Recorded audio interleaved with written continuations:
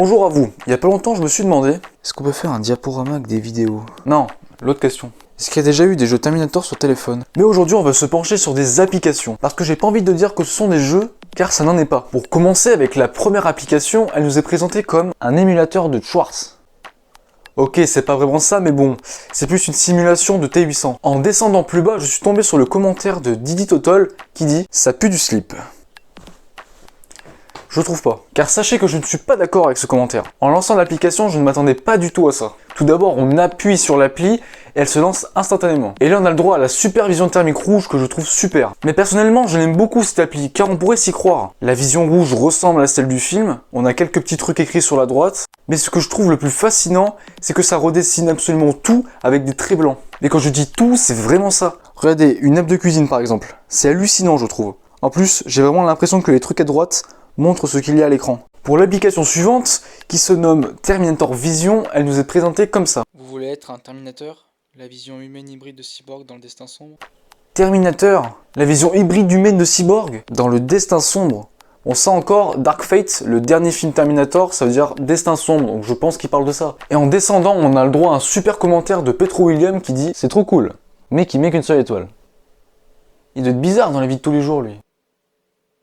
Très bonne rédaction. 2 sur 20.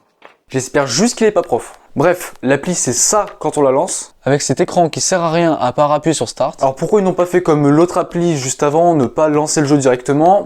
En tout cas, dès qu'on appuie sur Start, on trouve une interface rouge comme celle d'avant, mais en moins bien je trouve. Parce qu'il n'y a pas ce côté avec les traits blancs. On peut scanner, et ça c'est cool.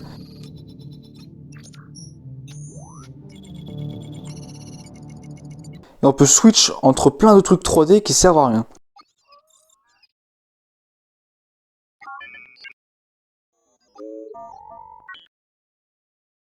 Et il y a cet œil aussi, j'ai toujours pas compris à quoi il sert. Pour conclure ces deux applis, je dirais qu'elles se ressemblent, mais que je préfère la première parce qu'elle est plus stylée je trouve, et qu'il y a moins de trucs qui servent à rien. Mais avant de partir, j'aimerais vous parler d'une application que j'ai trouvée en faisant cette vidéo, qui s'appelle Cyborg Camera. Alors pourquoi j'en parle? Parce qu'il y a des allusions à Terminator dedans. Cette appli nous est présentée comme le meilleur éditeur de photos Cyborg, mais quand j'ai vu les photos de présentation, j'étais pas tout à fait d'accord.